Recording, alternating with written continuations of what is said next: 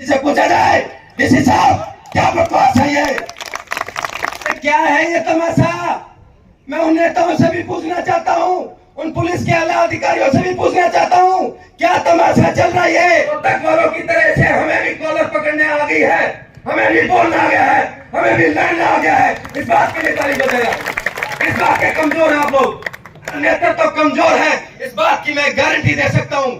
वो कायर है, वो हिजड़े हैं, किसी भी क्षेत्र की पीड़ा के लिए वो नहीं दिखाई देते। मैं सलाम चैलेंज के साथ कहता हूँ, उनके पिट्ठों भी सुन ले, फोन के माध्यम से भी सुन। आज तो सरपंच भी सीधा सीधा कहने लगे, भाई नेता क्या है, हमने तेरे को दिया, तेरे से कुछ नहीं लिया। ऐसे लोग आपके क्षेत्र में, कहीं ऐसा ना हो जाए कि आने वाले समय में आप लोग इसी तरीके से पंचायत करें और हमारी बहन बेटियों को भी वो लोग उठाने पर मजबूर हो जाए, ऐसा ना हो जाए। देखिए यहाँ की पुलिस कैसी है, हम मुख्यालय की मांग करें, हम मेडिकल कॉलेज की मांग करें, हम IMT मांगे, आपके टूटे फूटे रोड मांगे, अगर रोड के किनारे भी बैठ जाए तो हमारे पर दर्जनों मुकदमे दर्ज करती है। यहाँ की महेंद्रगढ़ की पुलिस ऐसी है, हमें इनाम मिलता है साथियों। मैं तो अगली मांग ये भी करता हूँ, अभी उस डीसी के दरवाजे 150 लोग चलकर उसका दरवाजा खटाकर और डीसी से हिसाब किताब किया जाए। डीसी साहब, ये महेंद्रगढ़ में क्या बकवासबाजी हो रही है कि विनोद पाली बड़ा आक्रोश में बोलता है। अरे भाई मैं क्या बनावटी बोलता हूँ, किसी से कोई फीस ले रहा हूँ, किसी से कोई डर लगता है? मेरे को लेके देख लीजिए आप, कहीं पर भी जाकर देख लीजिए आप, कोई दली दोरी नहीं है। आपके प्रिंसिपल साहब कह गए कि यहाँ का से पक्षों विपक्षों चुनाव का इंतजार करते हैं। आपको 5.5 4 या 5 साल आपके भरोसे छोड़ दिया जाता है। अगर शाम को 6 बजने के बाद में अगर किसी भाई के साथ में कोई परेशानी या पीड़ा हो जाए तो वो लोग दिखाई नहीं देते हैं। अपने चेले चप्टों के माध्यम से वो जनता में घुस तो जाते हैं, लेकिन जनता की जहां पीड़ा और परेशानी आती है तो वो कहीं दिखाई देने का काम नहीं करते। ऐसा दुर्भाग्य हमारे महेंद्रगढ़ क्षेत्र का। अभी कुछ देर पहले चर्चा हो रही थी कि भी गौ इस तरीके से हमारे अपहरण किए जाते हैं, यहाँ पर उठा के ले जाते हैं। पिछली बार आपने मानेसर में देखा किस तरीके से मानेसर में लोग इकट्ठा हुए और मेवात के लोगों को सबक सिखाने का कार्य किया। मेवात ही नहीं बल्कि राजस्थान सरकार को भी एहसास कराने का काम किया कि अहिरवाल भी कमजोर नहीं है। इस बात के लिए भी ताली बजाएं। कई बार बार कमजोरी का प्रतीक देते हैं लोग। अरे अब तो पानी भी रोहतक और पानीपत और हरिद्वार से ये नहरों का हम पीने लगे हैं, कुओं का नहीं पी रहे। हम भी कमजोर नहीं है, रोहतक वालों की तरह से हमें भी कॉलर पकड़ने आ गई है, हमें भी बोलना आ गया है, हमें भी लड़ना आ गया है। इस बात के लिए ताली बजाएगा। इस बात के कमजोर हैं आप लोग, हम कमजोर आत्माएं नहीं रही अब। हाँ, हमारा नेतृत्व तो कमजोर है, इस बात की मैं गारंटी दे सकता हूँ। वो कायर है, वो हिजड़े हैं, किसी भी क्षेत्र की पीड़ा के लिए वो नहीं दिखाई देते। मैं सलाम चैलेंज के साथ कहता हूँ, उनके पिट्ठों भी सुन ले, फोन के माध्यम से भी सुन ले। ये गौ माता है, कहीं ऐसा ना हो जाए कि आने वाले समय में आप लोग इसी तरीके से पंचायत करें और हमारी बहन बेटियों को भी वो लोग उठाने पर मजबूर हो जाए, ऐसा ना हो जाए। इसलिए आपको स्वयं लड़ना पड़ेगा। कौन आएगा आपके लिए? आपको खुद लड़ना पड़ेगा। ये मेघन क्वास की चौक पर ये पंचायत इस बात का प्रतीक है कि आप कमजोर नहीं है। चाहे मैं महेंद्रगढ़ के उस आखिरी छोर से आपके खुडाना से लेकर मेरे साथ में सरपंच साहब देशराज फौजी भी आए। हमारी चर्चा चल रही थी कि मेघनवास में आज पंचायत होगी भी कि नहीं। हमें यह भी भरोसा नहीं रहता आजकल। जब देखा कि आपके अंदर जोश है, खरोश है, होश है, आप डंडीडर हैं, इस बात के लिए कोई इस बात की हम गारंटी देते हैं। साथियों, आज पुलिस ने अभी थोड़ी देर पहले मैं तो सरपंच साहब से कह रहा था, भाई आपकी 17 को पीड़ा हो गई, आपने 2 दिन का समय दे दिया, आपकी पुलिस की छानबीन शुरू हो गई, फिर भी जो कि तू कमाल है भाई। अरे क्या है ये तमाशा। मैं उन नेताओं से भी पूछना चाहता हूँ, उन पुलिस के आला अधिकारियों से भी पूछना चाहता हूँ, क्या तमाशा चल रहा है। ये गौ हत्या के मामले में आप लोग कितनी फिक्सिंग कर रखी है, मैं आपसे पूछना चाहता हूँ। आपने कई वर्षों पहले देखा होगा यहाँ के क्षेत्र में हमारे पिछड़े क्षेत्र के अंदर सैकड़ों भैंसें चोरी हुई थी।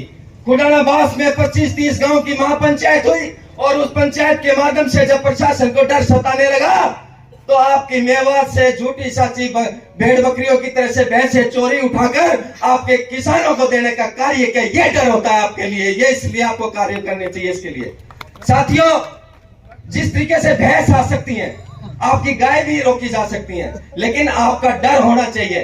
कई लोग कहेंगे कि विनोद पाली बड़ा आक्रोश में बोलता है। अरे भाई, मैं क्या बनावटी बोलता हूँ? किसी से कोई फीस ले रहा हूँ? किसी से कोई डर लगता है? मैं वही बातें बोल रहा हूँ जो यहाँ माइक पर आकर कोई बोलना नहीं चाहता।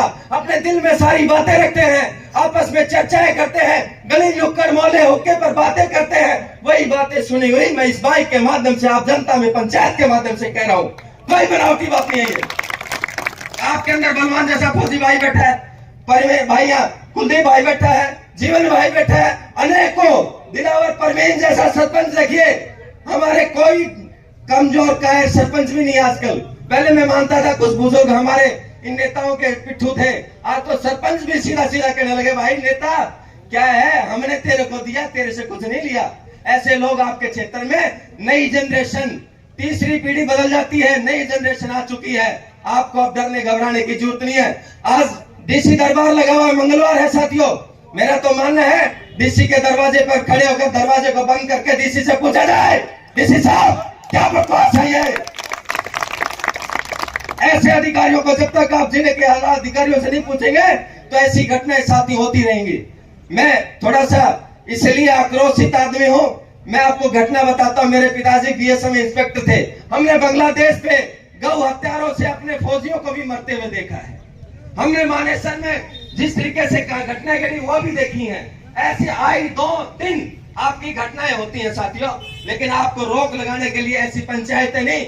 अब लठ लेकर आप तैयार है? लठ के लिए बोलिए।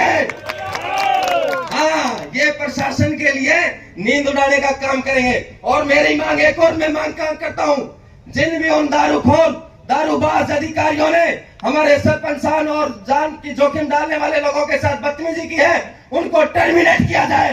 कोई छानबीन नहीं होनी चाहिए, ताकि उनको एहसास हो सके कि सहीवाल क्षेत्र में भी लोग अपना अधिकार और लड़ना जानते हैं। क्योंकि ऐसे अधिकारी, ऐसे पुलिस वाले इस क्षेत्र में कोई जगह नहीं रखते।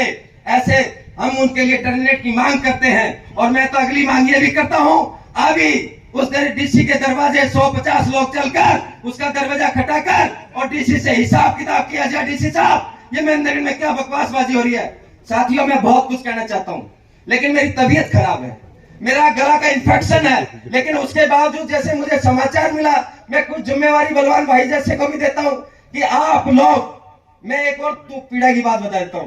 देखिए यहाँ की पुलिस कैसी है। हम मुख्यालय की मांग करें, हम मेडिकल कॉलेज की मांग करें, हम IMT मांगे, आपके टूटे फूटे रोड मांगे। अगर रोड के किनारे भी बैठ जाए तो हमारे पर दर्जनों मुकदमे दर्ज करती है। यहाँ की महेंद्रगढ़ की पुलिस ऐसी है, हमें इनाम मिलता है साथियों। ऐसे हालात है यहाँ महेंद्रगढ़ के। मैं कोई डरने वाली बात नहीं बता रहा आपको, ऐसे हमारे साथ होता है। मेरे पे मुकदमे दर्ज हो जाते हैं। आज भी शायद ये कहेंगे कि विनोद पाली घेर घोट के लाए हो, या तो इनका मुकदमा लगवाओगे या इन्हें जेल में ठुकवाओगे। तो विनोद पाली का पहले मुकदमा ठोक दो। तो मेरा मानना है कि सबसे पहला मुकदमा मेरे लिए तैयार है, आपके लिए साथ खड़ा रहूंगा। बहुत बहुत धन्यवाद आपका साथियों।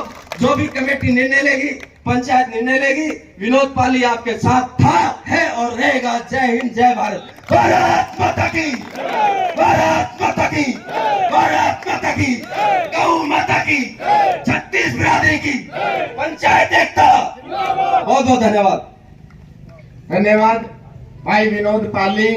बहुत ही जोश और खरोश से हम युवा साथियों में जोश भरा, नौजवानों में भी जोश भरा।